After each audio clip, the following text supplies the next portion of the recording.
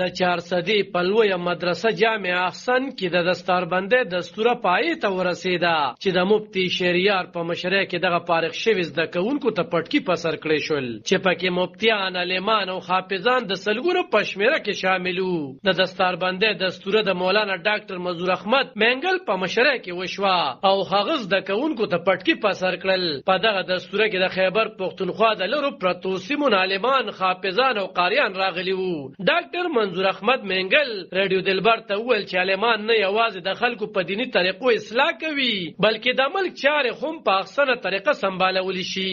باقی جو سیاست مشہور ہو گئی جھوٹی سیاست، شریعت اس کی قطعاً تائید نہیں کرتی. باقاعدہ بخاری میں روایت موجود ہے، کانت بنو اسرائیل تسوسهم الانبیاء کلما ہلک نبی خلفہ نبی آخر. بنی اسرائیل کے رہنما سیاست کا معنی انتظام کو سنبھالنا، قوم کو سنبھالنا، قوم کے مسائل کو، اور رئیس راس سر کو کہتے ہیں. علماء دل ہے، یہ خود تھوڑی سی توجہ کر لے. انبیاء کی جانشین ہیں. انبیاء 800 سال 900 سال تک ہماری حکومتیں رہی اور ان حکومتوں میں آپ حیران ہوں گے تاریخ کو، آپ چاہے مسلمانوں کی تاریخ ہو یا کافروں کی، یہ 800 900 سال میں صرف 9 چوریاں ہوئی.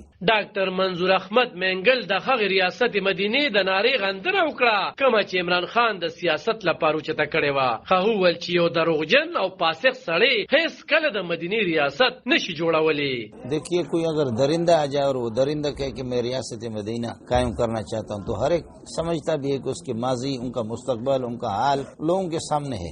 لوگ مجھے جانتے ہیں، آپ مجھے جانتے ہیں، میں بلوچستان کا رہنے والا ہوں لیکن آپ مجھ سے واقف ہیں، میں آپ کو جانتا ہوں. اس وجہ سے ظاہر ہے کہ درندہ جو آدمی کلمہ بھی صحیح نہ پڑھ سکے اور یہ ہے کہ اللہ آپ کا بھلا کرے، چھوٹی صورتیں بھی اس کو یاد نہ ہوں تو وہ کیا ریاست مدینہ قائم کریں گے. تو اس وجہ سے فارسی والے کہتے ہیں دروغ نباشت فروغ، جھوٹ کبھی چلتا نہیں ہے، زیادہ دیر پا نہیں ہوتا. اس کا نتیجہ آپ نے بھی دیکھ لیا، میں نے بھی دیکھ لیا. خو دې بیان ته لا کوم د پی ټی آی غړي څه دریځ نه دی ویلي، خو عمران خان وایي چې دې هڅه کوي چې د مدینې ریاست جوړ کړي. عالم خان شیرپو، دلبر نیوز 400.